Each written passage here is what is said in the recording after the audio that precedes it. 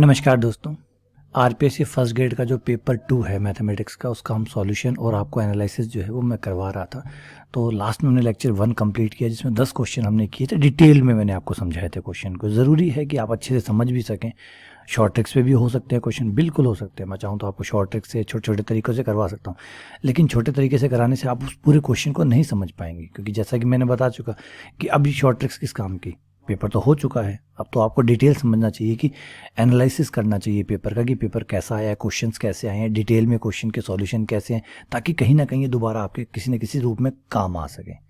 ठीक है ना। तो मैं आपको डिटेल सॉल्यूशन आपको दे रहा हूँ, छोटे सॉल्यूशन नहीं दे रहा हूँ, क्योंकि जैसे मैं बता चुका कि पेपर तो हो चुका है। अब उसमें बस उसका तो कुछ नहीं किया जा सकता। अब जो आगे है कि आगे के लिए हम इसके कैसे उपयोग कर सकते हैं, इसका कैसे अच्छा इस्तेमाल किया जा सकता है, इसमें से क्या क्या सीख ली जा सकती है, उसकी हम बातें कर रहे हैं। तो क्वेश्चन, अगले जो क्वेश्चन है वो आपके सामने है। थोड़ा सा वीडियो जो है वो लास्ट टाइम जब वीडियो बनाया था इसका, मैंने क्वेश्चन सारे लगभग 10 क्वेश्चन मैंने सॉल्व किए थे। वीडियो जो है वो ख़राब हो गया था, कोई बीच में साउंड की प्रॉब्लम आ गई थी, तो उस वजह से वीडियो जो है वो ढंग से बन नहीं पाया। तो दोबारा से बना रहा हूँ, तो लिखा हुआ जो है वापस सामने स्क्रीन पे ही रह गया। कोई बात नहीं, चलिए एक बार और समझाने का मौका मिल गया आपको साथ में। तो देखिए क्वेश्चन जो है, क्वेश्चन नंबर 11 से स्टार्ट करते हैं। क्वेश्चन नंबर 11 जो था वो गलत है। एक तो पहले आपको बता दूं, क्वेश्चन नंबर 11 था कि x बराबर 1/2, जो कि जेड समतल पर है। जेड समतल पर x बराबर 1/2 एक लाइन का नाम हो गया। ठीक है। इस लाइन का आपको w बराबर 1/z इस रूपांतरण के अंतर्गत w समतल पे प्रतिबिंब निकालना है। आपको ये निकालना है कि ये जो लाइन होगी, अगर हम w बराबर 1/z रूपांतरण ले, तो इस रूपांतरण के अंतर्गत आपकी लाइन कहाँ जाएगी, मतलब क्या बन जाएगी, उसका रूपांतरण क्या होगा। ऑप्शन दिए गए, वो हमें निकालना है। तो सबसे पहले क्या होता है कि जब भी आपको चेंज करना हो, इसका गांठ ही बांध दीजिए। तरीका फिक्स है एकदम। आपका जो भी समीकरण दिया गया उसको जेड के रूप में लिखिए पहले। तो एक्स को आप लिखेंगे जेड प्लस जेड का स्क्वायर बटा 2। क्यों? क्योंकि जेड बराबर एक्स प्लस आइटा वाई होता है, जेड का स्क्वायर में एक्स माइनस आइटा वाई होता है। दोनों को जोड़ेंगे तो आप देख सकते हैं कि जेड प्लस जेड का स्क्वायर में बराबर 2x आ जाएगा, और एक्स बराबर जेड प्लस जेड का स्क्वायर बटा 2 हो जाएगा। हो गया, 2 से 2 कट गया। ये इसी क्वेश्चन का जेड की फॉर्म में रूप हो गया। अब आपको जेड का मान यहाँ से निकाल लेना है, जो रूपांतरण दिया गया। जेड का मान आपने निकाला, 1/w आ गया, जो कि आपने यहाँ रख दिया। ठीक है। जेड की जगह 1/w, जेड बार की जगह 1/w बार, क्योंकि एक का स्विंग में तो एक ही होता है, क्योंकि एक तो रियल नंबर है, वास्तविक संख्या है। वास्तविक संख्या का स्विंग में नहीं होता। तो बराबर में आपका 1 आ गया। लघुत्तम ले लिया आपने, लघुत्तम लेके वजह गुणा कर दी, w की जगह मान रख दिया। w कौन है? w होता है u प्लस आइटा वी। देखिए z होता है x plus iota y, w होता है u प्लस आइटा वी। ये जो क्वेश्चन है ये कॉम्प्लेक्स एनालिसिस का है, सम्मिश्र विश्लेषण का, बीएससी का क्वेश्चन है ये, ग्रेजुएशन का कॉम्प्लेक्स सम्मिश्र विश्लेषण का यूजी का क्वेश्चन है ये। ठीक है ना। कि कॉम्प्लेक्स क्योंकि 12th में भी आती है, कॉम्प्लेक्स पीजी यूजी में भी आती है, तो कहीं आप कंफ्यूज ना हो जाए, इसलिए बता दूं कि कॉम्प्लेक्स एनालिसिस सम्मिश्र विश्लेषण का क्वेश्चन है यूजी का ये। तो ये आपका हो गया मान, w का मान रख दिया, w बार का मान रख दीजिए, और w इंटू डब्ल्यू बार जब दोनों की गुणा करेंगे तो a square minus b square से गुणा होगी, लेकिन आइटा का स्क्वायर -1 हो जाएगा, माइनस माइनस प्लस हो जाएगा, तो ये u square plus v square हो गया। आइटा वी कट गया आपका, ये 2u आ गया, और u square plus v square आ गया। अब ये जो ऑप्शन आंसर आ रहा है ये ऑप्शन में कहीं नहीं है, तो इसका मतलब है कि ऑप्शन जो अगर आप देखेंगे तो होल स्क्वायर में दिए गए, तो हमें भी होल स्क्वायर बनाने पड़ेंगे। तो यू स्क्वायर माइनस 2u को साथ में ले लिया, एक का स्क्वायर इधर जोड़ दिया, एक का स्क्वायर इधर जोड़ दिया, ताकि होल स्क्वायर बन सके। तो ये बन गया आपका u-1 का होल स्क्वायर, ये बन गया v-0 का होल स्क्वायर बराबर 1 का स्क्वायर। अब आप देख सकते हैं साफ कि ये एक वृत्त का समीकरण है, एक वृत्त का समीकरण है जिसका केंद्र 0 0 पर है। इसका अगर आप केंद्र देखें, सॉरी 0 0 नहीं, केंद्र है 1 0, इसका सेंटर है 1 0, और इसकी त्रिज्या है 1, रेडियस है 1। ठीक है। ये आ गया आपका x बराबर 1/2, और ये आपका सर्किल, इस सर्किल का केंद्र हो गया 1 0, ये 1 0, त्रिज्या 1, ये सर्किल। यानी जेड समतल पे, ये जेड समतल है, जेड प्लेन है, ये आपका डब्ल्यू प्लेन है। तो आपका जेड प्लेन से उठ के डब्ल्यू प्लेन में चला गया। ये लाइन थी, जेड प्लेन में ये लाइन थी, और डब्ल्यू प्लेन में ये एक सर्किल बन गया। क्लियर है, कोई दिक्कत नहीं है। चलिए ये क्वेश्चन, अच्छा ये क्वेश्चन जो है इसके आपको बोनस अंक मिलेंगे। बोनस अंक इसलिए मिलेंगे, ये क्वेश्चन जो था पेपर में जो आया हुआ है इंग्लिश में भी और हिंदी में भी, वो है w बराबर 1/2, 1/2 नहीं है, w बराबर 1/z है, w बराबर 1/z है, वो 1/2 आया हुआ है। तो उस वजह से जो ऑप्शन है वो सारे ही गलत हो गए। क्वेश्चन एक्चुअली मिस प्रिंट है दोनों में ही। अच्छी बात यह है कि खाली हिंदी में नहीं, इंग्लिश में भी वो 1/2 लिखा हुआ है, इसका मतलब दोनों में ही वो गलत छपा हुआ है। गलत छपा हुआ तो ये क्वेश्चन जो है वो डिलीट होगा। या तो डिलीट होगा या फिर जो भी प्रक्रिया है उसके तहत या तो बोनस अंक देंगे या डिलीट देंगे। ज़्यादा चांसेस है डिलीट ही जाएगा क्योंकि क्वेश्चन ही पूरा ही गलत है, तो ये क्वेश्चन डिलीट होने वाला है। तो इसका कोई फ़र्क नहीं पड़ता कि आपका क्या आंसर आ रहा है। ठीक है, चलिए आगे बढ़ते हैं। Question number 12। क्वेश्चन नंबर 12 जो है ये क्लोरेट इक्वेशन का क्वेश्चन है, जो आपकी डिफरेंशियल इक्वेशन है अवकल समीकरण उसका क्वेश्चन है ये। अवकल समीकरण डिफरेंशियल इक्वेशन का अवकल समीकरण में प्रथम कोटि उच्च घात का क्वेश्चन है। ये क्लोरेट इक्वेशन, आपको नाम याद आ रहा होगा, क्लोरेट इक्वेशन उसका ये क्वेश्चन है। और आपको एक बात बताता हूँ, ऐसे क्वेश्चन जो है वो मेरे जो टेलीग्राम का डाउट ग्रुप है आप उसमें देखिए, उसमें आइए कभी और देखिए, उसमें मैं जो लगातार क्वेश्चन के सॉल्यूशन भेजता हूँ उसमें बच्चे ऐसे ऐसे क्वेश्चन पूछते रहते हैं। और सही बताऊँ तो यही क्वेश्चन क्लोरेट में फिक्स टाइप के क्वेश्चन है, घूमते रहते हैं, ये घूमते रहते हैं। अब इसको आप एक तरफ करेंगे, ये शायद ऐसा सेम थोड़ा चेंज होगा, यहाँ लास्ट वाला पद है वो अलग होगा। लगभग 3 या 4-5 दिन पहले ऐसे ही क्वेश्चन एक मुझे किसी बच्चे ने भेजा था, मैंने इसका सॉल्यूशन लिख के ग्रुप में भेजा था, तो मुझे याद है, फिर मैंने देखा फर्स्ट ग्रेड में वापस आ गया। तो कई बार ऐसा ही होता है, आप जो पढ़ रहे होते हैं, आप जो बच्चे दूसरे बच्चे डाउट्स पूछते हैं उनके डाउट देखते हैं, वही क्वेश्चन घूम पे आपको एग्जाम में मिल जाते हैं। लेकिन फ़ायदा बहुत होता है जब ऐसे क्वेश्चन जो देखे हुए क्वेश्चन पेपर में मिल जाते हैं ना, तो कॉन्फिडेंस अचानक ही बूस्ट होता है। अरे यार ये क्वेश्चन तो मैं देख के आया था, यही पेपर में मिल गया, इसका मतलब पेपर ईजी आया है, फीलिंग ही बदल जाती है। तो हमेशा कोशिश करें कि डाउट ग्रुप में जोड़ें और जो बच्चे जो डाउट पूछ रहे हैं वो देखते रहे, क्योंकि उनका फ़ायदा आपको भी मिलेगा, क्योंकि डाउट तो वो पेपर तो एक ही है ना, तो वो चीज़ आपको भी फ़ायदा करेगी। तो चलिए इनको एक तरफ करना है, करते ही आपका साइन a माइनस बी का सूत्र बन जाएगा। साइन इधर ले आएंगे, साइन इनवर्स बी हो जाएगा, और y को इधर ले आए पी एक्स और साइन इनवर्स पी रह गया। ये जो समीकरण है ये क्लोरेट समीकरण कहलाती है, जिसका हल p बराबर c होता है। ठीक है, ये x की जगह p की जगह आपने c रख दिया, ये आपका आंसर आ गया। अब इसमें एक चीज़ और हो सकती थी, मैं आपको यहाँ पे सजेस्ट करूँगा, थोड़ा सा जाके विचित्र हल और पढ़िएगा, विचित्र हल, क्योंकि जो मुझे क्वेश्चन उस समय दिए बच्चे ने पूछा था उसमें उसने दोनों चीज़ें पूछी थी, मतलब ये भी पूछा था कि हल भी बताइए और ये भी पूछा था विचित्र हल भी बताइए। ठीक है, दोनों ही सही है, देखिए विचित्र हल भी पढ़ लीजिए। वैसे उम्मीद नहीं करता कि फर्स्ट ग्रेड के क्वेश्चन में, सेकंड ग्रेड का क्वेश्चन तो ठीक है, हल पूछ रहा है सेकंड ग्रेड का, फर्स्ट ग्रेड में कम से कम विचित्र हल जो है वो पूछा जाना चाहिए था। लेकिन पता नहीं पेपर इतना ईजी बनाया कि विचित्र हल तो छोड़िए, सीधा नॉर्मल हल पूछा है वो भी। तो बड़ा सरप्राइज हूँ मैं कि पेपर इतना ईजी कैसे बनाया। तो विचित्र हल नहीं पूछा गया, सीधा हल पूछा, विचित्र हल जरूर पढ़िएगा। ठीक है, चलिए क्वेश्चन नंबर 13 पे आता है। क्वेश्चन नंबर 13 एग्जैक्टली एपी का क्वेश्चन है।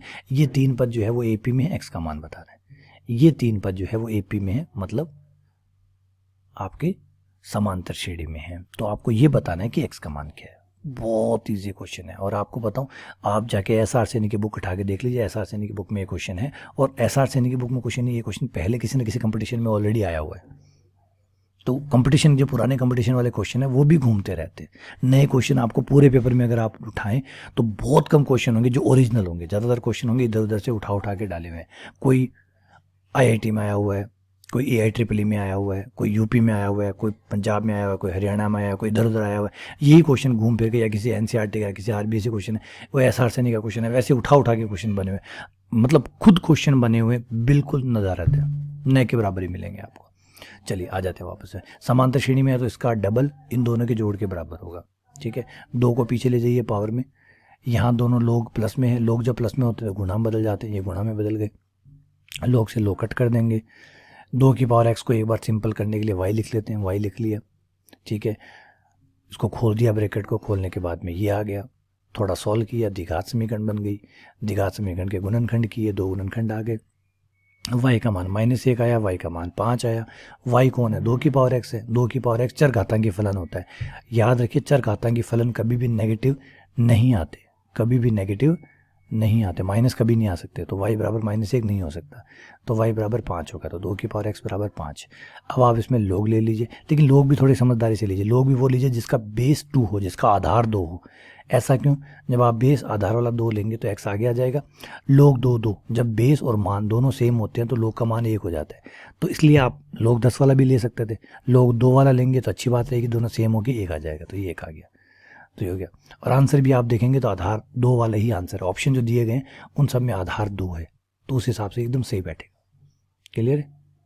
ठीक है, चलिए आगे बढ़ते हैं। अगला question, question number 14। Question number 14 है T1 T2 T3 T4 dash dash dash, ये आपकी श्रेणी, इसका जोड़ आपको बताना है। देखिए ऐसे क्वेश्चन आप जाके देखिए आरपीएससी सेकंड ग्रेड में ऐसा सेम क्वेश्चन जो थोड़ा सा चेंजेस तो देखिए मिलेगा, आप ऐसा नहीं कह सकते एग्जैक्टली वो उठा के डाल देगा 2-3 नंबर। और दूसरी एक बात कि आपको भी तो एग्जैक्टली क्या याद है कि वहाँ पे 5 था या 7 था या 3 था, आपको भी तो सिर्फ उसका टाइप ही याद होता है कि अच्छा ऐसा क्वेश्चन होता है, इसको ऐसा करते हैं। जाके देख लीजिए 2018 का क्वेश्चन है, आप जाके पीछे जाके देख सकते हैं सेकंड ग्रेड में और फर्स्ट ग्रेड में ऐसे क्वेश्चन आए हुए हैं, वही क्वेश्चन वापस डाल दिए।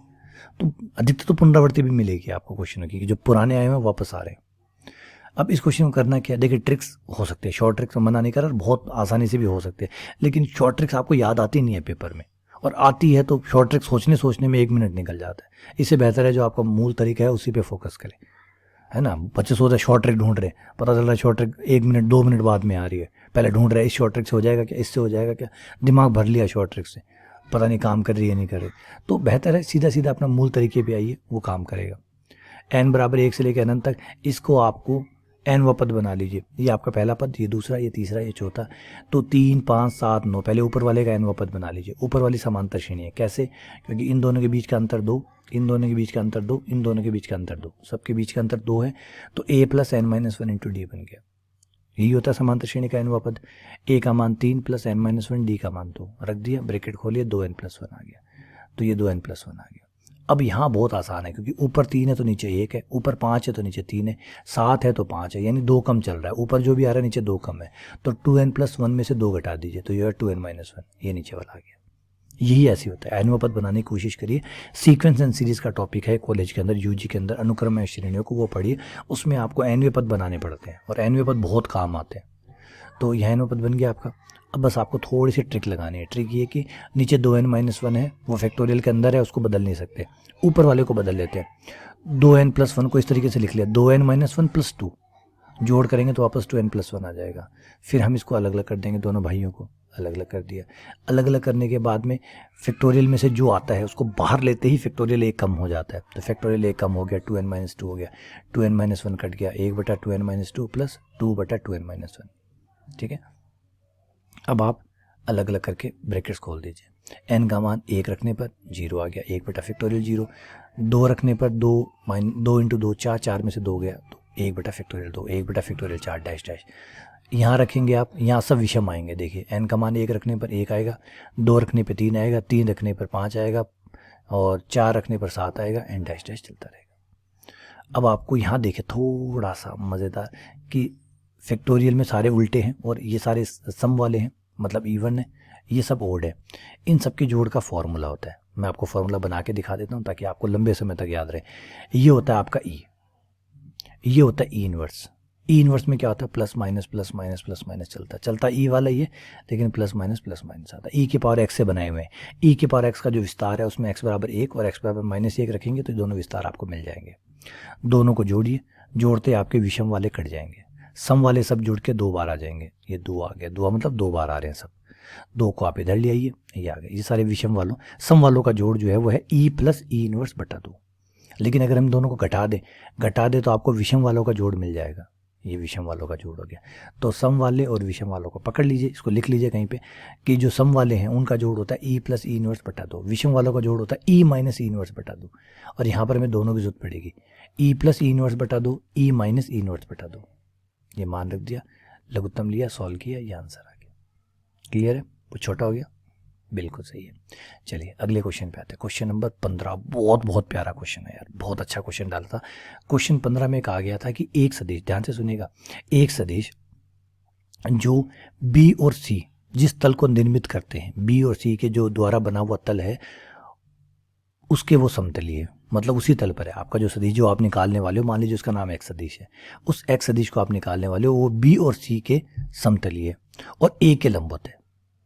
ए के लंबवत नहीं, सॉरी, ए के साथ प्रक्षेप शून्य घुमाया गया क्वेश्चन को जानबूझ के घुमाया गया कि जो सी है और जो बी है, ध्यान से सुनिए, बी और सी जो तल बनाएंगे उस तल पे तो आपका सदिश है, वो जो सदिश आप निकालने जा रहे हैं, जो निकालने के लिए पूछा गया है, वो बी और सी के तो समतलीय है, और ए पे उसका प्रक्षेप 0 है। तो देखिए किसी भी के साथ प्रक्षेप 0 तब आता है जब वो 90 डिग्री पे हो। अगर आपका सूरज जो है वो मेरे सिर पे हो एकदम, तो मेरी परछाई 0 होगी, है ना, यानी मैं ज़मीन पे लंबवत खड़ा हूँगा तो मेरी परछाई 0 होगी, अगर सूर्य एकदम सीधा है तो 90 डिग्री का कोण जब सदिश बनाते हैं तो उनका प्रक्षेप जो है, परछाई जो होती है वो 0 लंबाई की होती है। इसका मतलब है कोई कह रहा है कि प्रक्षेप 0 है, इसका मतलब वो कह रहा है कि लंबवत है, घुमाया गया जानबूझ के। इसका मतलब है कि आपका जो x सदिश है वो a के तो लंबवत है, b और c के समतली है। अब आपको याद आता है ऐसा कि कैसे निकालते हैं, दो सदिशों के तो समतली है, एक के लंबवत सदिश हो, तो आपको पता ये है a cross b cross c। जब आप तीन सदिशों की क्रॉस गुणा करते हैं, तीन सदिशों की क्रॉस गुणा करते हैं यहाँ, तो यहाँ बेटा क्वेश्चन वाले ने खेल खेला है, बहुत ज़बरदस्त खेल खेला है। क्योंकि अधिकतर बच्चों को ये तो पता है कि ए क्रॉस बी क्रॉस सी, लेकिन बहुत कम लोगों को पता है कि ए क्रॉस बी क्रॉस सी होता क्या है, एक्चुअली ज्यामितीय अर्थ क्या है। तो याद रखिएगा, लिख लीजिए कहीं पे भी, रजिस्टर में नोट डाउन कर लीजिए, बड़े कमाल के ऐसे ही क्वेश्चनों को सीधा कोई नहीं पूछेगा। सीधा क्यों पूछेगा, सीधा पूछेगा तो मेरिट पता नहीं कहाँ की कहाँ चली जाएंगी, चयन करना मुश्किल हो जाएगा। सीधा कोई नहीं पूछेगा बताओ ए क्रॉस बी क्रॉस सी कितना होगा, थोड़ा तो घुमाएगा ही, और फर्स्ट ग्रेड का क्वेश्चन है तो घुमाएगा ही। देखिए ए क्रॉस बी क्रॉस सी क्या होता है, जब आप ए क्रॉस बी क्रॉस सी करते हैं तो आपको जो सदिश मिलता है ये सब कुछ करने के बाद, वो सदिश ऐसा होता है कि बी और सी के तो वो बी और सी के तो समतली होता है। तो जो बी और सी जो ब्रैकेट में ना, जो ब्रैकेट में है उनके तो वो समतली है, जैसे बी और सी है इनके तो वो समतली है। मतलब जिस तल पे बी और सी है उसी तल पे ये यूँ समझिए कि आपके दो टांगे हैं, आप बैठे हैं फर्श पे और अपने टांगों को फैला के बैठे हैं, तो आपकी जो दो टांगे हैं उसमें तो सदिश उसके साथ तल होगा, जो आपकी टांगे हैं उनके तो समतली होगा। और आपका जो धड़ है, जो सर है, इसको एक सदिश आप ए मान लीजिए, आप उसके वो लंबवत है। तो इस तरीके से जो सदिश प्राप्त होगा वो ए क्रॉस ब्रैकेट बी क्रॉस सी होता है, समझ रहे हैं, ए क्रॉस बी क्रॉस सी होता है, ये इस तरीके से होता है। तो यानी आपसे इनडायरेक्टली ये पूछ रहा है कि भैया ए क्रॉस बी क्रॉस सी निकाले, लेकिन ध्यान रखिए इसमें भी दो होते हैं, प्लस माइनस क्यों, एक होता है बी और सी के बीच में भी हो सकता है, बी और सी से बाहर भी हो सकता है, बाहर भी इस तरफ भी तो हो सकता है, तो बाहर भी हो सकता है, तो प्लस और माइनस दोनों। तो बी क्रॉस सी निकाल लीजिए, निकाल लिया, फिर उसको ए के साथ क्रॉस गुणा कर दीजिए, कर लिया, ये आपका आंसर आ गया, यही ऑप्शन में है। क्लियर है, तो कितना सिंपल क्वेश्चन था ये, लेकिन अगर पता हो तो ठीक है। क्वेश्चन नंबर 16 पे आते हैं। क्वेश्चन नंबर 16 में क्रमचय दिया गया, ग्रुप थ्योरी का क्वेश्चन है, क्रमचय ग्रुप है, इसका ऑर्डर निकालिए। भाई ऑर्डर निकालना तो सबसे इजी क्वेश्चन होता है, सबसे इजी क्वेश्चन होता है ये, तो सेकंड ग्रेड में भी ना, इतना सिंपल क्वेश्चन फर्स्ट ग्रेड में डाला गया। ये क्रमचय है, 1 2 3 4 5 6 7 8 9 और इस पर ये मान दिए गए। इसकी कोटि पूछिए, ऑर्डर पूछे, ऑर्डर निकालना सबसे आसान काम है, क्योंकि ऑर्डर में आपको करना क्या पड़ता है, चक्र बनाने पड़ते हैं। जैसे 1 से 7 आया, 1 से 7 आया, 7 से क्या आया, 7 पे 2 आया, 7 पे 2 आ गया, 2 पे क्या आया, 2 पे 8 आया, 2 पे 8 आया, 8 के बाद में क्या आया, 8 पे 3 आया, 8 पे 3 आ गया, 3 पे क्या आया, 9 आया, 3 पे 9 आया, और 9 पे वापस 1 आ गया। चलिए चक्कर पूरा हो गया, तो एक कंप्लीट, ये सारे कवर हो गए। एक चक्र और बनेगा, 4 पे 6 आया, 6 पे 5 आया, 5 पे वापस 4 आ गया, हो गया। तो 2 चक्र बने आपके। इस चक्कर की लंबाई है 6, क्योंकि 6 संकेत है, इस चक्कर में है 3 संकेत, तो 6 संकेत 3 संकेत दोनों का लघुत्तम हुआ 6। तो ऑर्डर क्या होता है, किसी भी क्रमचय का ऑर्डर निकालने के लिए उसके चक्र निकालिए अलग अलग, उन चक्रों की लंबाइयाँ निकालिए, उनका लघुत्तम निकाल लीजिए, वही आपका ऑर्डर होता है। बताइए, इतना सरल क्वेश्चन, किसी ने भी अगर क्रमचय पढ़ा है तो उसने ऑर्डर जरूर पढ़ा होगा, इतना सिंपल क्वेश्चन पेपर में दिया गया। चलिए क्वेश्चन नंबर 17 पे आते हैं। अगला क्वेश्चन, ये क्वेश्चन दिया हुआ लीनियर अलजेब्रा से, रैखिक बीजावली से, लीनियर अलजेब्रा का क्वेश्चन है ये, रैखिक बीजावली के। ये बुक आपके बीएससी फाइनल में चलती है, लीनियर अलजेब्रा रैखिक बीजावली। इसमें है कि एक सदिश समष्टि है वी, और एस और टी उसकी दो उप समष्टि है, एस और टी जो है वो दो उप समष्टि है, उप समष्टि मतलब सब स्पेस है। तो याद रखिए, अगर दो सब स्पेस होते हैं तो उनका इंटरसेक्शन भी एक सब स्पेस होता है, लेकिन उसका यूनियन सब स्पेस नहीं होता, ये बात याद रखिएगा।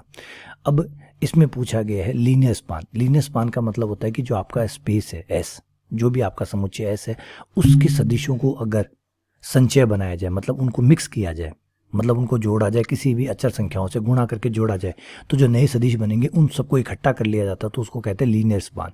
रैखिक विस्तृति के नाम से जाना जाता है इसको, रैखिक विस्तृति। मान लीजिए जैसे आपके पास दो सदिश अल्फा 1 अल्फा 2, तो अल्फा 1 अल्फा 2 को हर तरीके से जोड़ के जो जितने भी नए सदिश बनेंगे वो सारे बना लीजिए, ए अल्फा 1 प्लस A2 अल्फा 2, इस तरीके से जोड़ के जितने भी नए सदिश बन सकते हैं सारे बना लीजिए, और ये सारे बनाकर उनको एक जगह इकट्ठा कर लीजिए, उसको कहते हैं लीनियर स्पान। जैसे LS, अल्फा 1 अल्फा 2 मान लीजिए एस समुच्चय में है, अल्फा 1 अल्फा 2 आपके एस समुच्चय में है, तो इस दो सदिशों से जितने भी नए सदिश बनेंगे वो सारे सदिश हमने LS में डाल देते हैं, इसे लीनियर स्पान कहते हैं। तो किसी का अगर एक बार लीनियर स्पान निकाल लिया तो फिर दोबारा लीनियर स्पान निकालने से कुछ नहीं होगा, क्योंकि उससे जो कुछ भी बन सकता था वो हमने सारे बना लिए। जैसे गन्ने की मशीन में होता है ना, गन्ने को 2-3 बार निकाल लेते हैं, फिर गन्ना एकदम सूख जाता है, कुछ नहीं बचता उसमें।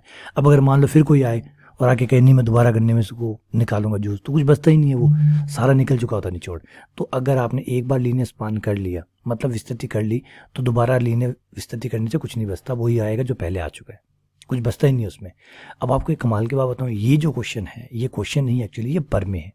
आप अगर लीनियर अलजेब्रा वाली डॉक्टर गोखरू नवकार पब्लिकेशन की, जो मैं हमेशा सजेस्ट करता हूँ कि डॉक्टर गोखरू वाली बुक में जाइए, वहाँ पे सारे क्वेश्चन पढ़े हैं, ये सारे पेपर में लगभग सारे क्वेश्चन, थोड़े बहुत चेंज होके आए होंगे, भाषा चेंज होके आई होगी, वो एक अलग हो सकता है, लेकिन मोटा मोटी आपको सीधे सीधे क्वेश्चन यहाँ मिल जाएंगे। इवन ये देखिए, ये जो क्वेश्चन आया है पेपर में, इसमें पूछा गया है कि कौन सा ऑप्शन गलत है, कौन सा ऑप्शन गलत है, ये पूछा गया। तो ये पर में है 2.4। 2.4 में कमाल की बात ये है कि 2.4 पर में 3 कथन है, A B C, ये तीनों के तीनों प्रूफ करने के लिए दिए गए, सिद्ध कीजिए कि ये बात सत्य है। तो वो तीनों तो डाल दिए सही में, और एक नया ऑप्शन ऐसा ही उल फुल कुछ बना के चौथा ऑप्शन डाल दिया जो कि है ही नहीं, वो गलत है। बताइए, थ्योरम को क्वेश्चन बना दिए। कई बच्चे कहते हैं सर आप तो पर में भी करवाते हो हमें, तो पर में क्यों करवाते हो? बेटा देख लीजिए, आपके सामने क्वेश्चन पड़ा है, ये एग्जांपल रहा, ये थ्योरम 2.4 है लीनियर अलजेब्रा की, खोल लीजिए लीनियर अलजेब्रा, नवकार पब्लिकेशन की बुक है, 2.4 पे जाइए, देखिए इसमें से एक ए ऑप्शन है, एक मतलब जो क्वेश्चन पेपर है फर्स्ट ग्रेड का, उसमें ये A B C 3 ऑप्शन में है, ठीक है। तो आप देखेंगे कि जब ये ऑप्शन में है और ये प्रूफ करने के लिए कहा गया, प्रूफ करने के लिए कहा गया, इसका मतलब सही होंगे, तभी प्रूफ करने के लिए कहा गया। थ्योरम 2.4 में इनके प्रूफ है, इसका मतलब ये तीनों बातें सही है। तो जो चौथी बात है वो है ही नहीं वहाँ पे, तो इसका मतलब वो ऑप्शन में है ही नहीं, तो गलत है। तो आप सोच सकते हैं कि थ्योरम जो है उनको भी क्वेश्चन बना के डाला गया, परमे को भी क्वेश्चन बना के डाला गया, ठीक है। तो उसमें ये सही है, ये सही है, ये सही है। आप अगर इसका प्रूफ देखना चाहते हैं तो मेरे वीडियो में देखिए, मैंने प्रूफ करवाया हुआ है, आपको पता चल जाएगा ये बातें क्यों सही है, क्योंकि इसके बारे में आपको पूरा लीनियर स्थिति पढ़ना पड़ेगा, ठीक है। दो जो सब स्पेस है उनका यूनियन, उनका इंटरसेक्शन, ये सारी चीज़ें आपको पता होनी चाहिए। तो अगर आपने ये चीज़ें लीनियर अलजेब्रा वाली चीज़ें नहीं क्लियर है तो आपको ये क्वेश्चन अटैम्प्ट ही नहीं करना चाहिए, ठीक है।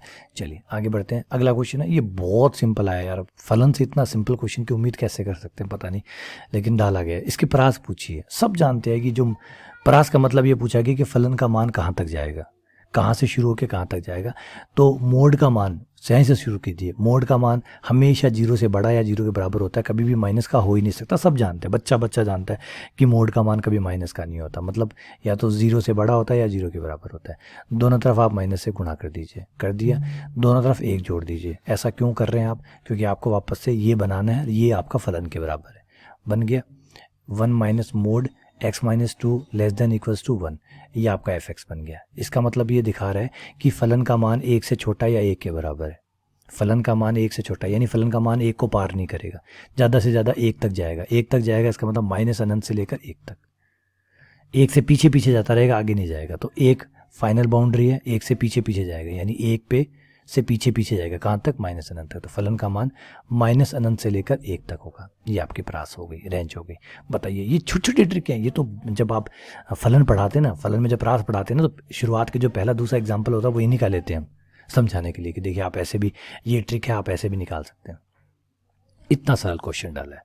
ऐसे आप क्वेश्चन नंबर 19 में आ जाइए। ये स्टर्लिंग का क्वेश्चन है। स्टर्लिंग का मतलब न्यूमेरिकल एनालिसिस का, न्यूमेरिकल एनालिसिस का क्वेश्चन है। न्यूमेरिकल एनालिसिस, संख्यात्मक विश्लेषण का क्वेश्चन है। ये क्वेश्चन ये है कि x का मान a दिया गया, उस पर जो फलन का मान है वो दिया गया, आपसे पूछा गया है कि इसका समाकलन करके बताइए। स्टर्लिंग के 3/8 जो सिम्पसन 3/8 रूल है उसके सहायता से, सिम्पसन 3/8 रूल, सिम्पसन 3/8 रूल से इसका इंटीग्रेशन करके बताइए। पहली बात तो जो सिम्पसन का रूल है, फॉर्मूले आपको तीनों याद होने चाहिए। ट्रेपेजोइडल, ठीक है, सिम्पसन 1/3 और सिम्पसन 3/8। अब जो ट्रेपेजोइडल होता है वो ज़्यादातर सेकंड ग्रेड में पूछा जाता है, फेवरेट है सेकंड ग्रेड का, ट्रेपेजोइडल फेवरेट है। और वैसे तो फॉर्मूले सारे एक ही, बस मान रखने का तरीका अलग अलग है। जैसे सिम्पसन में आते हैं तो सिम्पसन में होता है 3/8 है ना, 3h/8 आपको बाहर ही मिल जाता है, ठीक है। उसके बाद में होता है y0 और y0 के साथ होता है yn जो कि लास्ट वाला है।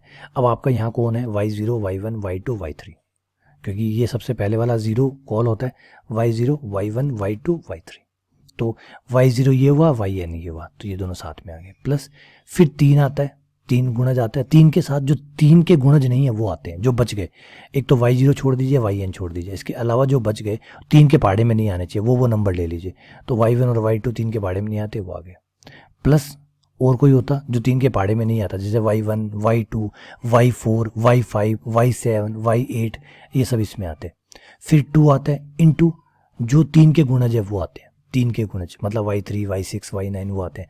y3 है लेकिन y3 ऑलरेडी कवर हो चुका है, यहाँ पे yn में आ चुका है तो कुछ और बचा नहीं, तो y6 y9 अगर ये होते तो यहीं आते, जो कि है नहीं इसलिए 0। अब आपको यहाँ पे मान रखना है, सॉल्व करना है। और मैं कहूँगा इस क्वेश्चन को आप बिल्कुल भी पेपर में ना करें, क्योंकि क्वेश्चन बहुत सिंपल है, क्योंकि फॉर्मूले में मान रखा आपका आंसर आ जाएगा। लेकिन देख रहे नंबर, क्या इन नंबरों को जोड़ना और इन नंबरों को गुणा करना और इन नंबरों को भाग देना पॉसिबल होता? समझाता हूँ। यहाँ देखिए 3 इंटू पाई इंटू 8 इंटू 6 होता है। 8 इंटू 6 से गुणा करते, पाई से भाग देते, फिर 3 से गुणा करते, फिर इन सब का जोड़ करते, फिर सॉल्व करते। तो हर पेपर में क्वेश्चन का आसान होने का मतलब ये नहीं कि कैलकुलेशन भी आसान है। कैलकुलेशन आपका 2 से 3 मिनट खा जाता। तो ऐसे क्वेश्चन कभी भी फर्स्ट राउंड में ना रखें, सेकंड या थर्ड राउंड में ऐसे क्वेश्चनों को रखें। सिंपल है, बिल्कुल सिंपल है। क्वेश्चन में सिर्फ मान ही रखना है, फॉर्मूले में आपका आंसर आ जाएगा। लेकिन जो गुणा जोड़ बाकी करना, भाई बैंक जैसा क्वेश्चन है, बैंक में आते हैं ऐसे क्वेश्चन लंबे लंबे, उनकी स्पीड चेक करने के लिए। ठीक है, चलिए आगे आते हैं। अब यहाँ पे ये सीधा सीधा क्वेश्चन पूछा गया, ये आपका शंकु है, शंकु है ना, 3D शंकु हो गया। 3 परस्पर समकोणिक स्पर्श समतल होने की शर्त, यहाँ पे पूछे कि 3 परस्पर समकोणिक स्पर्श तल होने की शर्त, सीधी शर्त है a + b + c = 0। और आपको एक बात बताऊँ, आपको हंसी आएगी देख के, ऑप्शन में पहले वाले ऑप्शन जो है वो पूरा ही गलत है। पहले वाले ऑप्शन में लिखा हुआ है FGH, तो इस क्वेश्चन में कहाँ FGH है बताइए? इस क्वेश्चन में FGH कहाँ है? तो एक ऑप्शन तो आप पहले वाले ऑप्शन को तो ऐसे ही काट सकते हैं, उसमें लिखा हुआ है FGH, FGH है ही नहीं क्वेश्चन में, कहाँ से FGH आएगा? तो पहला ऑप्शन तो ऐसे ही कट गया। ठीक है, और किसी को पता है कि 3 परस्पर समकोणिक स्पर्श तल होने की जो शर्त होती है वो होती है a + b + c = 0।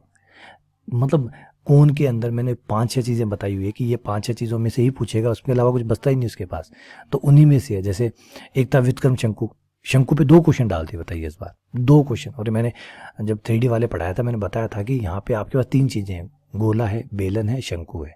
इन 3 में 2 क्वेश्चन पेपर में बनते हैं, चाहे वो दोनों गोले से बन जाए, चाहे दोनों शंकु से बन जाए, चाहे दोनों बेलन से बन जाए, या एक कहीं से बन जाए, 2 क्वेश्चन आपको बनते हैं। इस बार अच्छी बात है कि दोनों के दोनों ही शंकु से डाल दिए और सीधे थ्योरी के क्वेश्चन डाले, कुछ भी पैर नहीं चलाना। ऐसे क्वेश्चन हमेशा फर्स्ट राउंड में रखिए।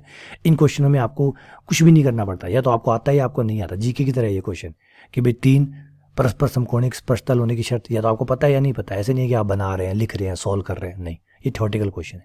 तो पहले राउंड में हमेशा थ्योरेटिकल क्वेश्चंस को रखें, जिनके आंसर या तो आपको पता होगा या नहीं पता होगा। नहीं पता है तो आप वहाँ पे सॉल्व कर भी नहीं सकते।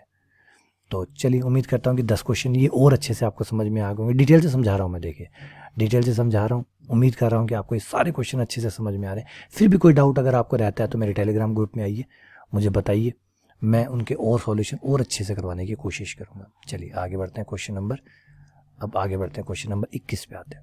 अच्छा, क्वेश्चन नंबर 21 है कि ये एक संरचना है, देखिए जी, छोटा इंटरवल 0 से लेकर 1 पे बड़ा इंटरवल है। इसमें जितने भी अवयव आते हैं, जितने भी रियल नंबर आते हैं वो सब शामिल करने हैं। गुणा की आपकी संक्रिया है। अब आपको बताना है कि ये बीजीय संरचना क्या है। क्या ये एक सामी समूह है, सेमी ग्रुप है, मोनोइड है, या ग्रुप है, या क्रमविन्मय ग्रुप है, अबेलियन ग्रुप है? ये क्या है? ये 4 ऑप्शन दिए गए। सामी है। पहले सामी क्या होता है? सामी क्या होता है? सामी समूह किसे कहते हैं? सामी समूह तब कहते हैं जब आपका कोई भी संरचना जिसमें एक समुच्चय है, एक संक्रिया है, अगर वो समवर्त है, ठीक है, प्लस साचर्य, एसोसिएटिव है, अगर ये दोनों गुण उसके अंदर है तो हम कहते हैं भैया सामी समूह है। ठीक है, फिर आता है मोनोइड। मोनोइड में क्या करते हैं कि ये जो यहाँ 2 बातें हैं ये तो होनी चाहिए, प्लस ऐड कर देते हैं, प्लस एक चीज़ और ऐड कर देते हैं, वो है तत्समक अवयव।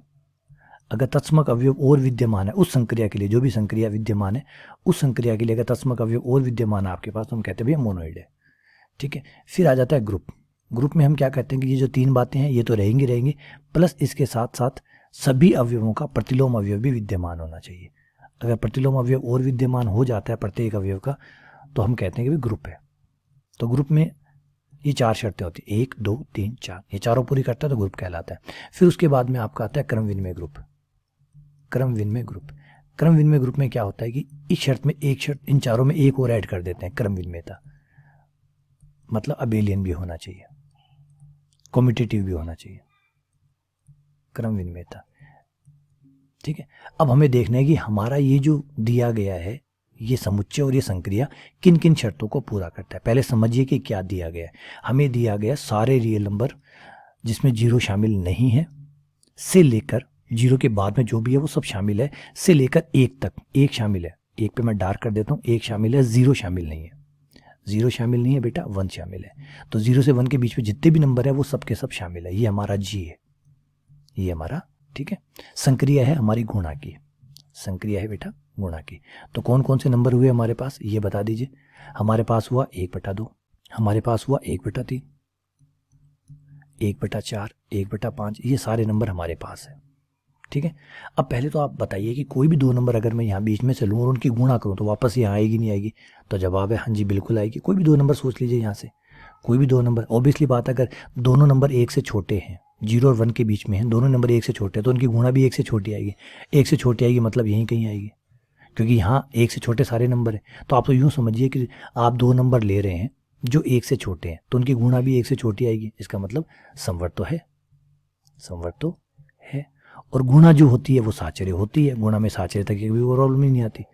गुणा में अगर आप a गुणा b करके बाद में c के साथ गुणा करें, या b और c करके फिर a के साथ गुणा करें, तो साचर्यता की प्रॉब्लम ही नहीं है। तो ये बात तो क्लियर हो गई। तो भैया सही है, तो यहाँ तक तो सही है। समवर्त है, ठीक है। साचर्यता है, हाँ जी है। सामयिक ग्रुप है, हाँ जी सामयिक ग्रुप तो हो गया। अब तत्समक अवयव भी चेक कर लीजिए। गुणा का तत्समक होता है 1, गुणा का तत्समक होता है 1, जो कि आपके पास है। बोले हाँ जी सर बताइए, 1 है आपके पास, तो तीनों शर्तें पूरी होगी। तो इसका मतलब सामी क्यों बोले, ये तो मोनोइड भी है। तो हाँ जी मोनोइड भी है। क्या प्रतिलोम अवयव है? प्रतिलोम अवयव भी चेक कर लेते हैं एक बार। क्या हमारे पास प्रतिलोम अवयव है? 1/2 का प्रतिलोम होता है। 1/2 का प्रतिलोम मतलब उल्टा। तो 1/2 का प्रतिलोम कितना होगा? 1/2 का प्रतिलोम होगा 2। तो क्या 2 आपके पास है? तो जी जवाब है नहीं, क्योंकि 1 के बाद 2 आता है, 1 से पहले 2 नहीं आता। प्रतिलोम हमारे पास नहीं है। तो इसका मतलब समवर्त है, हाँ जी। साचर्य है, हाँ जी। तत्समक है, हाँ जी। प्रतिलोम है, नहीं। तो बात यहीं पे खत्म हो गई। सिर्फ 3 बातें हैं, 3 बातें, इसका मतलब मोनोइड है। तो आंसर हुआ मोनोइड, आंसर हुआ मोनोइड। देखिए मैं कोशिश कर रहा हूँ आपको अच्छे से समझाने की। मुझे नहीं पता कि आपका बेसिक कितना अच्छा है, लेकिन मैं मेरी तरफ से पूरी ईमानदारी से आपको अच्छे से समझाऊंगा कि पेपर कैसा था, ताकि सही में एक नॉर्मल बच्चे को भी पता चले कि पेपर फर्स्ट ग्रेड का पेपर का लेवल क्या था। ठीक है, आइए आगे बढ़ते हैं। क्वेश्चन नंबर 22 पे आते हैं। पी कोई व्युत्क्रमणीय मैट्रिक्स है। बहुत बहुत सिंपल क्वेश्चन दिया यार। पी कोई व्युत्क्रमणीय मैट्रिक्स है, व्युत्क्रमणीय मैट्रिक्स है। व्युत्क्रमणीय मैट्रिक्स मतलब जिसका इन्वर्स पॉसिबल है, ठीक है। व्युत्क्रमणीय मैट्रिक्स है तो गलत कथन जो है वो आपको बताना है। अगर पी विकर्ण मैट्रिक्स है, विकर्ण मैट्रिक्स का मतलब होता है, पहले ए ऑप्शन पे आता है। ए ऑप्शन पी विकर्ण मैट्रिक्स है। विकर्ण मैट्रिक्स समझते हैं आप, जिसके खाली विकर्ण विकर्ण में अवयव होते हैं, सारे विकर्ण विकर्ण में अवयव होते हैं, बाकी अवयव नहीं होते, उसे कहते हैं विकर्ण मैट्रिक्स, ठीक है। बाकी सब जीरो होते हैं, यहाँ अवयव होते हैं, बाकी सारे जीरो होते हैं। तो अगर कोई मैट्रिक्स विकर्ण मैट्रिक्स है तो उसका इन्वर्स भी विकर्ण मैट्रिक्स होता है। ये बात सही है, लिख लीजिए कहीं पे, काम आएगा आपका। पी इन्वर्स भी विकर्ण मैट्रिक्स होगा, ये क्लियर है। ये ऑप्शन सही है। बी ऑप्शन, बी दिया है कि पी अगर सममित मैट्रिक्स है, पी अगर सममित मैट्रिक्स, सममित मैट्रिक्स होने पी का ट्रांसपोज बराबर पी, अगर पी सममित है तो ये गुण ऐसे हैं जो इन्वर्स मैट्रिक्स में भी बने रहते हैं। जैसे मेरे 2 हाथ है, मेरे बच्चे के भी 2 हाथ होंगे, है ना, 2 आंखें हैं, तो कुछ चीज़ें ऐसी होती है जो जेनेटिक होती है। तो वैसे अगर पी सममित है तो पी का इन्वर्स भी सममित होता है। ये बात एकदम सही है। वैसे तो मैं आपका सीधा गलत ऑप्शन बता सकता था, लेकिन मैं हर चीज़ क्लियर करके चलना चाहता हूँ। पी सममित है तो पी इन्वर्स भी सममित है, और दोनों साइड से ये बात सही है, ठीक है। और ये बात भी दोनों साइड से सही है।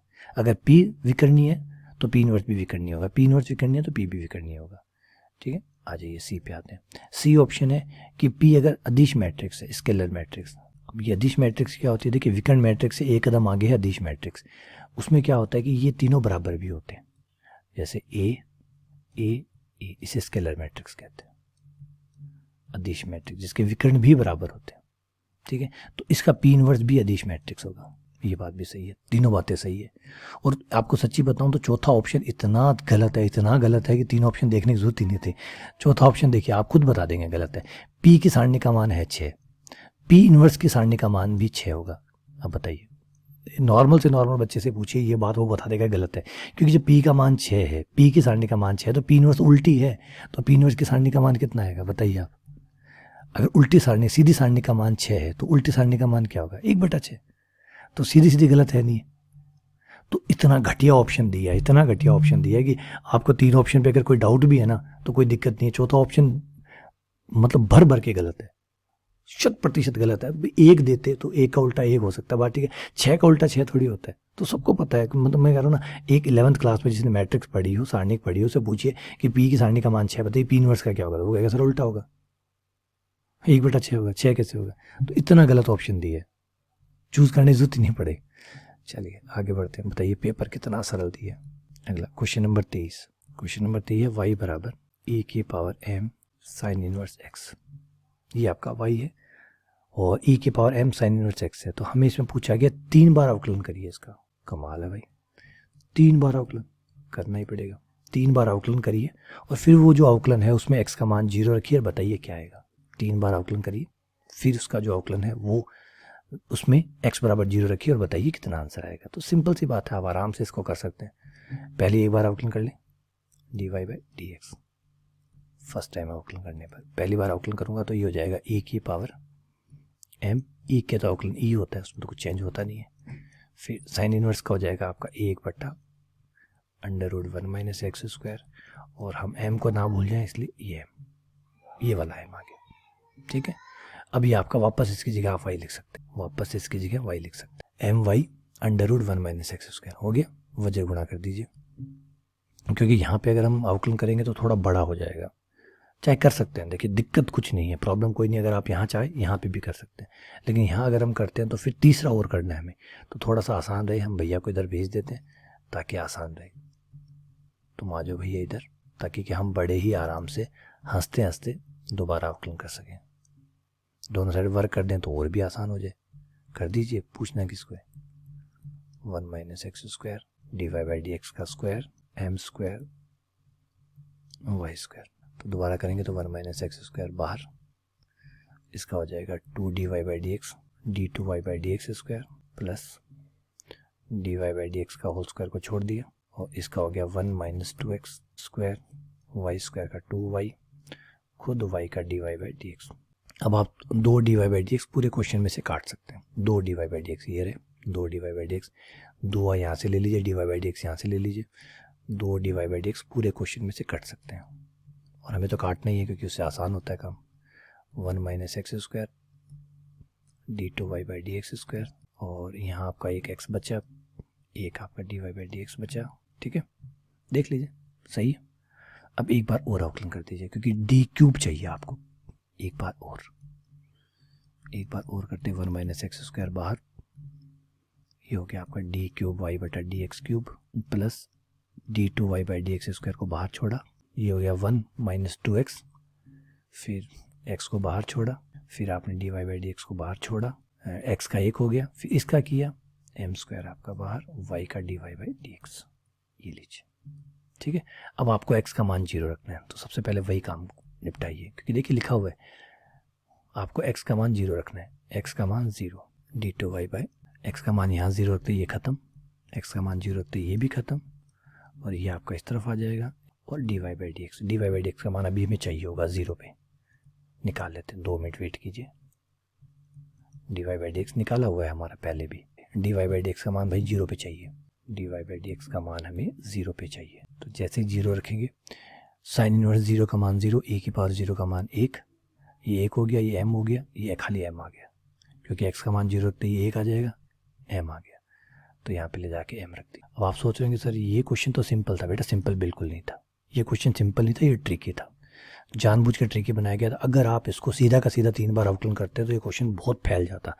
अगर आप यहाँ पे इस तरीके से वज्र गुणा करके वर्ग करके अगर आप ना करते, आप इसको सीधा का सीधा ही, मतलब जैसे होता ना लगातार 3 बार करते, तो ये क्वेश्चन फैल जाता और आपका जो पूरा पेज है वो क्वेश्चन वाला पूरा पेज खा जाता, पूरे पेज पे जगह खा जाता, फिर मान मून रखते उलझ के रह जाते आप, आपका दिमाग ख़राब कर देता ये क्वेश्चन। नहीं है तो आप करके देख लीजिए, सब क्वेश्चन पेपर में आते हैं ना, तो कहीं ना कहीं किसी न किसी थीम पे बनाए जाते हैं। अब इस क्वेश्चन को इस थीम पे बनाया गया था कि बच्चा अगर सीधा कर रहा है उसको लगना चाहिए कि भाई 3 बार अवकलन तो करना है, लेकिन वो ये नहीं सोचा कि स्मार्ट तरीके से 3 बार करें, बस ये सोचा कि 3 बार करना है, 3 बार कर दो। जब 3 बार पहली बार करेगा बड़े आराम से हो जाएगा, लेकिन जब दूसरी बार करेगा तो थोड़ी सी परेशानी है, तीसरी बार तो जानलेवा हो जाएगा। ये करके देख लीजिए, तीसरी बार जब आप करेंगे तो जानलेवा हो जाएगा। देखिए ट्राई करके, लंबा हो जाएगा, इतनी जगह नहीं होती पेपर में आपके पास, इतनी जगह नहीं होती, छोटे छोटे कोने होते हैं जहाँ पे आप करते हैं, तो जगह नहीं मिलेगी आपको करने के लिए। ठीक है ना, तो इस ट्रिक से अगर आप करेंगे तो ही ये सही रहेगा। और इसमें से भी कुछ स्टेप्स आपको खाने पड़ेंगे, कुछ दिमाग में करने पड़ेंगे, कुछ ही जो मेन स्टेप है वही लिखने पड़ेंगे, इतनी स्पेस होता है वहाँ पे। चलिए आगे बढ़ते हैं क्वेश्चन नंबर 24। चलिए अगला क्वेश्चन करते हैं, क्वेश्चन नंबर 24। ये क्वेश्चन नंबर 24-25 सॉल्व हो गए क्योंकि फिर वही वीडियो वाली प्रॉब्लम आ गई रिकॉर्डिंग में, तो इस वजह से ये क्वेश्चन के सॉल्यूशन तो लिखे गए, समझाए भी गए, लेकिन दोबारा समझाना पड़ेगा। कोई बात नहीं, टेक्निकल प्रॉब्लम्स है, होती रहती है। आइए समझाता हूँ कि क्वेश्चन नंबर 24 कहता है कि बहुत सिंपल क्वेश्चन है, बहुत सिंपल क्वेश्चन है, 11th लेवल का क्वेश्चन है समुच्चय का।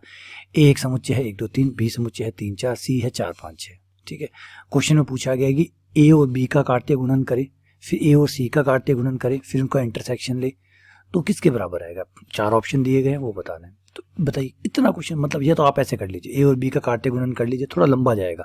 ए और बी का काट्य गुणन कर लीजिए, ए और सी का काट्य गुणन कर लीजिए, फिर दोनों में से जो जोड़े कॉमन है वो आप लिख लीजिए, आपका आंसर आ गया। या फिर एक छोटा तरीका भी है, देखिए यहाँ पे ए बी के साथ भी क्रॉस गुणा हो रहा है, सी के साथ भी क्रॉस गुणा हो रहा है, मतलब काट्य गुणन हो रहा है। तो यहाँ पे आप ए काट्य गुणन बी इंटरसेक्शन सी, इस तरीके से भी इसको बंद करके भी लिख सकते हैं। मतलब बी और सी का इंटरसेक्शन लेके ए के साथ काट्य गुणन करें या दोनों के साथ काट्य गुणन लेके इंटरसेक्शन करें, बराबर होता है। मतलब ऐसे बंटनता का रूल जो है वो काम करता है, तो आप यूज कर सकते हैं यहाँ पे। तो बी और सी में अगर मैं कॉमन निकालूं तो इनमें कॉमन आता है 4, क्योंकि दोनों में सिर्फ 4 कॉमन है, 4 कॉमन आ गया। अब मुझे ए के साथ इसका काट्य गुणन करना है, ए के साथ काट्य गुणन करूंगा तो जोड़े बनेंगे 1 4 2 4 3 4, 1 4 2 4 3 4 बन गया, ये आपका आंसर है। बताइए इतना सिंपल क्वेश्चन, ये तो मैं कह रहा हूँ फर्स्ट ग्रेड के तो आसपास में छोड़िए, सेकंड ग्रेड में भी नहीं आना चाहिए था, लेकिन आया है इस बार। तो देखिए पेपर, इसलिए मैं कह रहा हूँ, आप मेरी मत मानिए कि मैं कह रहा हूँ पेपर इजी है, आप क्वेश्चन खुद देखिए और खुद डिसाइड करिए।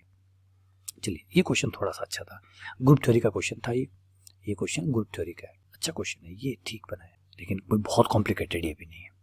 एन जो है वो एक पर सामान्य समूह है, नॉर्मल सब ग्रुप है जी का, जी ग्रुप है और एन उसका नॉर्मल सब ग्रुप है। और एक फलन एफ है वो परिभाषित किया गया जी से जी बटा एन में, जी बटा एन हो गया विभाग, इसे आप कहते हैं विभाग ग्रुप। विभाग, इसमें सब सह समुच्चय होते हैं, सारे सह समुच्चय इसके अंदर होते हैं, इसे विभाग ग्रुप कहते हैं। ठीक है, तो परिभाषित इस तरीके से किया गया एफ एक्स बराबर एक्स एन, मतलब आप यहाँ से कोई भी अवयव जी में से उठाएंगे और वो अपना एक सह समुच्चय बनाएगा जो कि जी बटा एन में होगा, for all x belongs to G. G के हर अवयव अपना एक सह समुच्चय बनाएगा और फलन क्या करेगा, एक्स को उसके सह समुच्चय के साथ जोड़ता जाएगा। आप कोई अवयव लेंगे एक्स, वो उसका सह समुच्चय हमें लौटाएगा, फलन इस तरीके से काम करेगा। अब हमें चेक करना है कि ऑप्शन में दिया गया है कि क्या एकीकी समाकारिता है, आच्छादक समाकारिता है, स्वयकारिता है, तुल्यकारिता। देखिए स्वयकारिता तो खत्म कर दीजिए, स्वयकारिता नहीं है, क्योंकि स्वयकारिता खुद से खुद में होती है, जी से जी में होते हैं, जो कि है ही नहीं, तो स्वयकारिता वाला ऑप्शन खत्म। अब आप आ जाते हैं बाकी पे, पहले हम देख लेते हैं समाकारिता है क्या। समाकारिता के लिए जरूरी है कि एफ एक्स वाई बराबर f x into f y होना चाहिए, इसे कहते हैं समाकारिता की शर्त। इस समाकारिता कहलाती है, होमोमॉर्फिज्म कहलाता है। तो क्या होमोमॉर्फिज्म है या नहीं है, अगर है तो ये शर्त पूरी होगी, नहीं है तो नहीं होगी। तो एफ एक्स वाई, यहाँ पे क्या एक्स रखते हैं तो एक्स एन आता है, तो एक्स वाई रखेंगे तो क्या आएगा, एक्स वाई एन आएगा, एक्स वाई एन। और सह समुच्चय में हम जानते हैं कि ए बी एच बराबर होता है ए एच बी एच, तो एक्स एन वाई एन, ये हो गया। एक्स एन की जगह एफ एक्स लिख सकते हैं, वाई एन की जगह एफ वाई लिख सकते हैं। तो ऑब्वियसली बात है एफ एक्स वाई बराबर हो गया f x into f y, जो कि होमोमॉर्फिज्म की शर्त है, यानी होमोमॉर्फिज्म है, हो गया। अब अगला है एक ही होमोमॉर्फिज्म है या आच्छादक होमोमॉर्फिज्म है, मतलब एक की समाकारिता है या आच्छादक समाकारिता है, एक की चेक कर लेते हैं। अगर एक की है तो एफ एक्स बराबर एफ वाई अगर हो तो एक्स बराबर वाई होना चाहिए, ये होता है एक की शर्त। अगर ये शर्त काम करती है तो एक की है, अन्यथा नहीं है। तो एफ एक्स यानी एक्स एन, एफ वाई यानी वाई एन, तो एक्स एन बराबर वाई एन। अब आप एन से एन नहीं काट सकते, रिपीट कर रहा हूँ, ऐसे नहीं काट सकते, हमेशा नहीं काटा काटा वाला काम चलता है। इसे कहते हैं निरीक्षण का नियम। निरीक्षण का नियम लागू होता तो आप काट सकते थे, निरीक्षण का नियम लागू नहीं है। जब दो सह समुच्चय बराबर हो तो इसका मतलब होता है कि एक्स वाई इनवर्स एन का अवयव है, बस ये हुआ, ना कि ये हुआ कि एक्स बराबर वाई है। क्योंकि दो अवयव सेम हो तो उनके सह समुच्चय सेम होते हैं, ये बात सही है, लेकिन सह समुच्चय सेम होते हैं तो वो बराबर हो ऐसा कोई जरूरी नहीं है। बराबर हो तब भी सह समुच्चय बराबर हो सकते हैं, बराबर ना हो तब भी सह समुच्चय बराबर हो सकते हैं। जैसे एक्स स्क्वायर वाई स्क्वायर है, ये तब भी बराबर हो सकता है जब एक्स बराबर वाई हो, ये तब भी बराबर हो सकता है जब एक्स और वाई बराबर ना हो।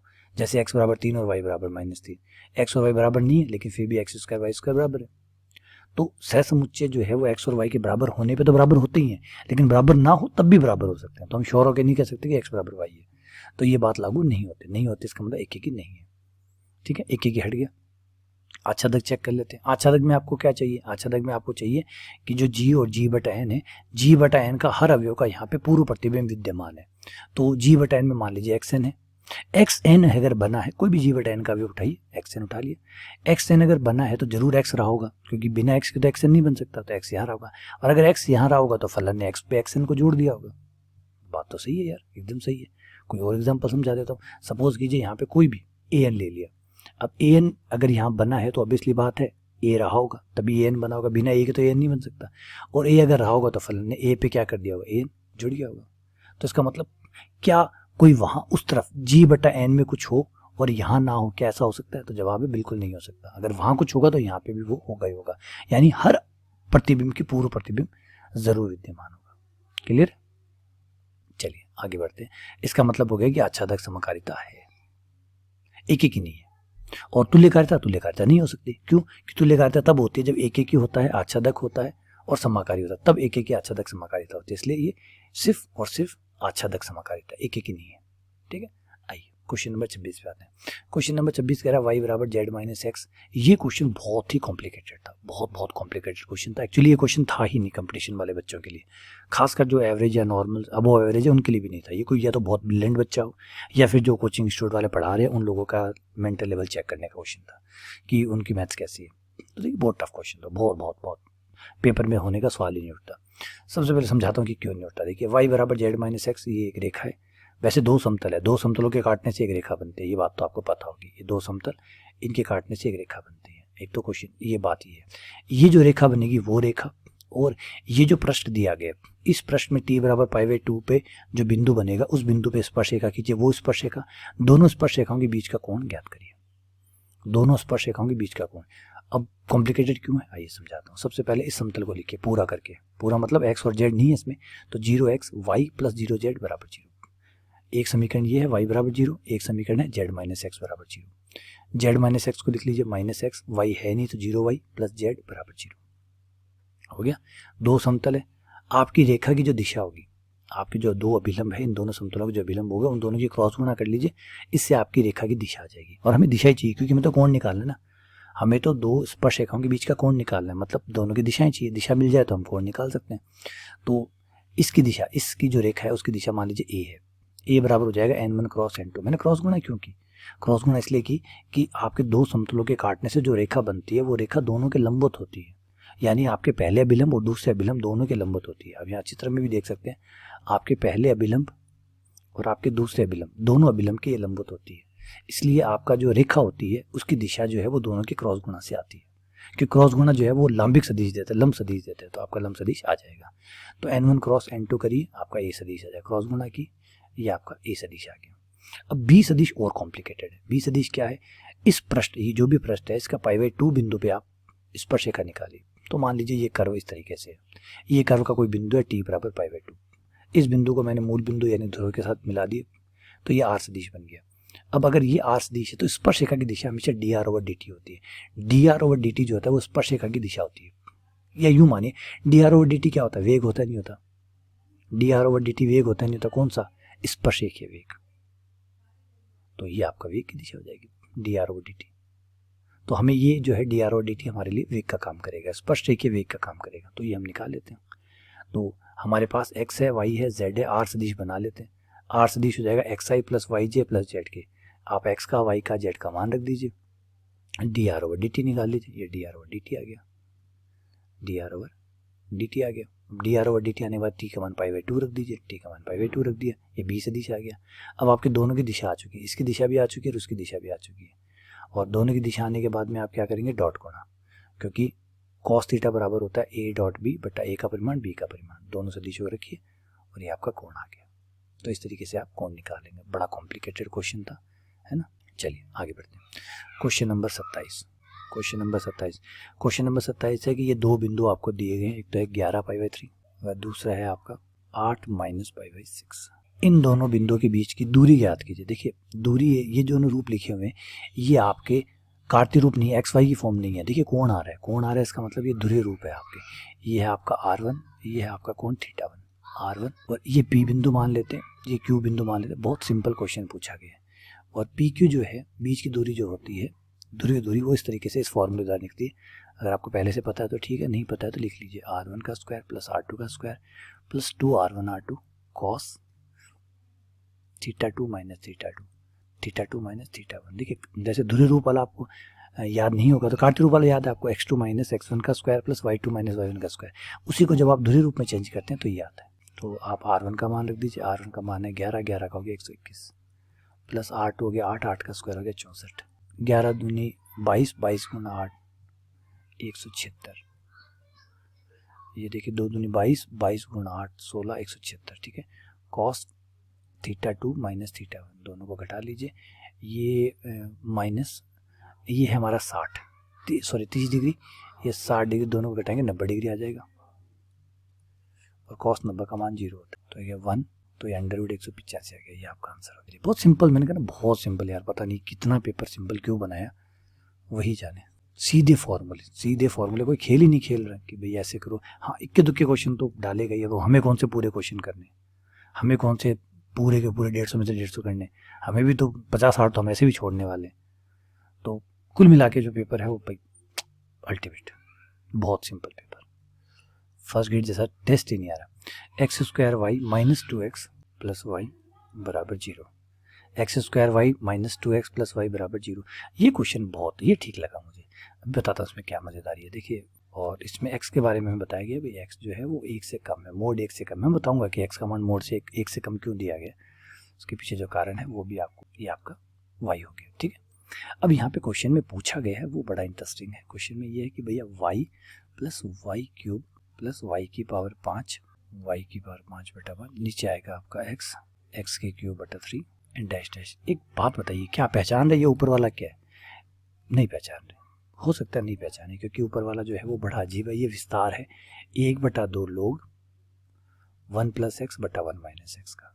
अगर नहीं भी पहचाने तो कोई दिक्कत नहीं, यहाँ x की जगह बस y आ जाएगा, क्योंकि y के पदों में लिखा हुआ है। और ऊपर वाला और नीचे वाला सेम है, अब देख सकते हैं आप, ऊपर वाला और नीचे वाला सेम, ऊपर वाला बस ऊपर वाला y के पदों में, नीचे वाला x के पदों में। तो 1/2 तो 1/2 आप काट ही दीजिए, y का जो मान है आपका वो रख दीजिए। अब ये क्वेश्चन पूरे तरीके से फॉर्मूले पे था। अगर आपको ये विस्तार याद है तो आपका क्वेश्चन तैयार है, और अगर नहीं याद है तो भाई फिर पेपर में तो नहीं आने वाला। पेपर के बाहर आने के बाद कोई आपको बताए कि ये विस्तार था तो ज़रूर कर लेंगे, पेपर में तो नहीं होगा। ये आपका देखिए लघुत्तम लेंगे 1 प्लस एक्स स्क्वायर कट जाएगा, ऊपर बन जाएगा 1 प्लस एक्स का होल स्क्वायर, नीचे बन जाएगा 1 माइनस एक्स का होल स्क्वायर। दोनों पे एक साथ लगा देते हैं, 1 माइनस एक्स बटा 1 प्लस एक्स, ऊपर प्लस का नीचे माइनस का, सॉरी 2 को आगे ले आइए, कट जाएगा 1 आ जाएगा, क्योंकि लोग में पावर आगे आ जाती है। आंसर होगा 2। बहुत सिंपल क्वेश्चन था, बस बशर्त है कि आपको ये चीज़ें पहले से पता हो, पहले से आपको विस्तार पता हो। नहीं पता है तो फिर पॉसिबल ही नहीं है, ऐसे सोच ही नहीं सकते कि सवाल होगा कैसे। आपको पहली कड़ी नहीं दिखेगी इस क्वेश्चन की। ये ट्रिकी था, ये ट्रिकी था भाई। अगला क्वेश्चन, ये आपका under root a b i cap plus root b j cap और root b k cap p i cap plus 2 j cap minus 3 k cap. ये युज्य प्रतिलोम है। युज्य प्रतिलोम है मतलब इनका दोनों का जोड़ 0 है, तो आपका पी का, ए का और बी का मान आपको बताना है। देखिए युज्य प्रतिलोम है, इसका मतलब इन दोनों का जोड़ 0 है। जब दो वेक्टर एक दूसरे के युज्य प्रतिलोम होते हैं, मान लीजिए ए वेक्टर और बी वेक्टर एक दूसरे के युज्य प्रतिलोम है, तो इनका मतलब है इन दोनों को जोड़ने पर 0 से दिया जाएगा। प्रतिलोम है, युज्य प्रतिलोम है, युज्य मतलब जोड़, प्रतिलोम मतलब जिनको जोड़ने पर 0 आता हो, तो दोनों को जोड़ेंगे तो 0 आएगा। तो अगर हम जोड़े तो आई से आई जुड़ जाएगा, तो under root a b plus b i cap plus j से जे जोड़ेंगे, under root b plus 2 p minus 3 k cap बराबर 0 वेक्टर। 0 वेक्टर का मतलब 0 आई, 0 ही जे और 0 ही के, और आप 0 से कंपेयर करेंगे। कितने सिंपल क्वेश्चन यार, मज़ा ही नहीं आ रहा। ऐसे फंस इस बार भी अगर सिलेक्शन नहीं होता है, मतलब जिसने थोड़ा भी ढंग से पढ़ा है वो तो भाई आराम से निकल जाएगा, बहुत ही आराम से, घूमते घूमते के से के की तुलना करने पर। उम्मीद करते हैं कि सेकंड ग्रेड का भी कुछ ऐसा सही आएगा। p बराबर हो गया minus under root a b, आपका b बराबर हो गया -2, जिसे b बराबर आ जाएगा आपका 4/3 9। यहाँ पे अगर हम 9 का यहाँ 9 रखें तो ये हो जाता है 81, दोनों साइड वर्क करने पर बराबर ए बी, बी का मान 4, ए का मान हो गया 81/4। ये हो गया आपका 81/4, बी हो गया आपका 4, पी हो गया आपका 9 हो गया। लेकिन यहाँ पे मैं रुकना पड़ेगा मुझे, पी जो है वो ये क्वेश्चन जो है भैया ये गलत जाने वाला है, ये आपका ये क्वेश्चन मुझे गलत लग रहा है। देखिए ऑप्शन में आ गया है, ये रिपीट कर रहा हूँ, ऑप्शन में आ गया है, ये ऑप्शन में आ गया है, लेकिन उसके बावजूद भी अगर आप देखें, आपने मान निकाल लिया, मैं मना नहीं कर रहा हूँ, मान निकल गए, ठीक है। मान निकलने के बाद भी अगर ये बार वापस रख के देखिए, इनको संतुष्टि नहीं कर रहे हैं। हाँ ये देखिए यहाँ आप पी का मान रखेंगे 3, 3 रखने पर 9 का वर्गमूल 3 आ गया, 3 में से 3 गया 0, ठीक है। बी का मान आप 4 रखेंगे, 4 रखेंगे कैसे संतुष्ट करेगा, 4 रखने पर 4 अंडर रूट 4 का 2 आएगा, 2 + 2 0 कैसे हुआ ही नहीं। यहाँ पे आप ए भी रखिए तो संतुष्ट कर ही नहीं रहा। तो ये जो आंसर आ रहे हैं ये सिर्फ देखने में है, लेकिन एक्चुअली ये आंसर है नहीं, तो ये क्वेश्चन गलत जाएगा। तो ये जो आंसर है ये गलत है, ठीक है ना। तो ये जो ऑप्शन दिखा रखे हैं ये में ऑप्शन आ रहा है, रिपीट कर रहा हूँ, ये आ रहा है 81/4, ए बराबर बी बराबर 4 और पी बराबर 9 है। लेकिन ये नहीं होता ना कि आंसर तो आप कैसे भी निकाल लेते हैं, आधा पे जाए इधर वर्क करके, वो वर्क करके, ये स्क्वायर करके, इधर उधर से आप पक्षांतर करके निकाल सकते। लेकिन उनकी जिम्मेदारी किसकी है, आपके आंसर आने के बाद में आपके आंसर को मैं वापस अगर क्वेश्चन में रखूँ तो उसको सेटिस्फाई करने चाहिए, लेकिन नहीं कर रहे हैं। आप रख के देख लीजिए, आप अपने क्वेश्चनों को रख के देख लीजिए, आपके क्वेश्चन सेटिस्फाई नहीं कर रहे हैं, इसका मतलब है कि ये क्वेश्चन जो है ये डिलीट होगा, गलत होगा ये क्वेश्चन, क्योंकि ऑप्शन सेटिस्फाई नहीं कर रहे हैं इसको। तो सिर्फ ABC का मान आने से ही आंसर नहीं हो जाता है, तो ये आपका जाएगा। चलिए आगे बढ़ते हैं, अगला क्वेश्चन पे आते हैं, क्वेश्चन नंबर 3। ये क्वेश्चन भी बहुत सिंपल पूछा था। इस क्वेश्चन में ये था कि भाई x1 और x0 के बीच का गैप और x2 और x1 यानी लगातार के बीच का जो गैप है, लगातार जो आंकड़े दिए गए हैं उनके बीच का गैप बराबर है। तो गैप बराबर होने का मतलब ये दर्शाता है कि ये जो हमारा समान अंतर अंतर्वेशन है, जब समान अंतर जो समान रहता है तो उसे समान अंतर अंतर्वेशन कहते हैं। ये h का मान हो गया आपका। अब बंदे ने जो क्वेश्चन में पूछा है वो हमसे पूछा है कि f, ध्यान से सुनिए, f(x0, x1, x2, x3) का मान बताइए। x0, x1, x2, x3 का मान बताइए, जो कि आपका तीसरा विभाजित अंतर कहलाता है। तीसरा विभाजित अंतर x0 का कहलाता है। इसका मतलब अब जो आंसर दिया गया ऑप्शन में वो है विभाजित अंतर नहीं है उसके अंदर, ये तो है विभाजित अंतर, ये तो है बेटा विभाजित अंतर, और आंसर दिया गया वो है नॉर्मल अंतर। तो आपको विभाजित अंतर और नॉर्मल अंतर के बीच का जो संबंध है उसका इस्तेमाल करना है। तीसरा विभाजित अंतर सामान्य अंतर के किसके बराबर होगा वो है। और ये आप जैसे किताब खोलेंगे, गोखरू वाली बुक खोलिए और विभाजित अंतर की टेबल में जैसे जाएंगे उसका दूसरे पेज के ऊपर विभाजित अंतर और समान अंतर जो नॉर्मल अंतर होता है उस दोनों के बीच का संबंध आपको बताया गया हुआ है। सीधा वहां से क्वेश्चन यहाँ पे पुट कर दिया, इतना सिंपल। तो बहुत सिंपल। देखिए तीसरा है तो यहाँ पे तीसरा आ जाएगा। नॉर्मल डिफरेंस, देखिए नॉर्मल डिफरेंस लिख रहा हूँ, ध्यान रखिए, नॉर्मल डिफरेंस बट्टा फैक्टोरियल उतना ही जितना वो है, फिर h की पावर भी उतनी ही जितनी वो है। अगर n जितना है मतलब तीसरा अंतर है तो 3 आएगा। डायरेक्ट ये बना लीजिएगा, आप लिख लीजिएगा, और मैं यहाँ पे लिख देता हूँ फॉर्मूला, n के लिए लिख देता हूँ। विभाजित अंतर n विभाजित अंतर का संबंध जो है वो nवें सामान्य अंतर के साथ अगर आप निकालना चाहते हैं तो ऊपर तो वैसा का वैसे ही लिखिए, बट्टा नीचे लिखिए फैक्टोरियल n और h की पावर n। अब आपका जो मान है वो रख दीजिए, फैक्टोरियल 3 डेल्टा क्यूब fx0 बट्टा फैक्टोरियल 3 जो है वो आपका 6 हो जाएगा। h जो है वो आपका 1/2 है, 1/2 का हो जाएगा 1/2 की पावर 3 यानी 8, और ये आप काट लीजिए तो 2 पे कटेगा तो 4 और 3 डेल्टा क्यूब fx0, ये आपका आंसर आ गया। तो चलिए उम्मीद करता हूँ और 20 क्वेश्चन मैंने ऐड करा दिए। देखिए डिटेल में जा रहे हैं तो थोड़ा टाइम लगेगा, लंबा वीडियो बनता है, तो मैं नहीं चाहता कि एक साथ 8-8 घंटे का वीडियो बनाऊँ, तो ठीक है 1-1 घंटे के छोटे छोटे वीडियो बना देता हूँ। हाँ सॉल्यूशन मैं आपको डिटेल से कराऊंगा क्योंकि ज़रूरी है। देखिए मैं बार बार कहता हूँ पेपर हो चुका है, भला हुआ बुरा हुआ अच्छा हुआ वो अपनी बात है, वो जा चुका। अब है इस पेपर में क्या क्या था, कैसा था, कैसे क्वेश्चन थे, कैसे सॉल्यूशन थे, डिटेल में आप इसको पढ़ें, डिटेल में इसका विश्लेषण हो, डिटेल में इसका एनालिसिस हो, इसको समझा जाए ताकि आगे की जो रूपरेखा है वो तैयार की जा सके। इसलिए मैं डिटेल सॉल्यूशन आपको डाल रहा हूँ, पूरा डिटेल। मैं ये नहीं डाल रहा कि हाँ चाहता तो मैं फटाफट एक पेपर सामने रख के ये कहता देखो इसका ए आएगा, इसका बी आएगा, इसका सी आएगा, नहीं, वो मज़ा नहीं आता। मज़ा तब आएगा आप डिटेल से पढ़ें, अच्छे से समझें, पूरी बात समझे, पेपर को पूरा एनालाइज करें, आपको पता चले कि कौन सा क्वेश्चन टफ है, कौन सा ईजी है, कैसा क्वेश्चन है, कुछ क्वेश्चन गलत भी है, गलत है तो क्यों गलत है, हर बात मैं आपके सामने खुल के डिटेल में रखूँ, ठीक है ना। और ऐसे ही मैं पूरे पेपर को आपके सामने एकदम खोल के रखूंगा, अच्छे से रखूंगा, ठीक है। चलिए बहुत बहुत धन्यवाद, शुक्रिया।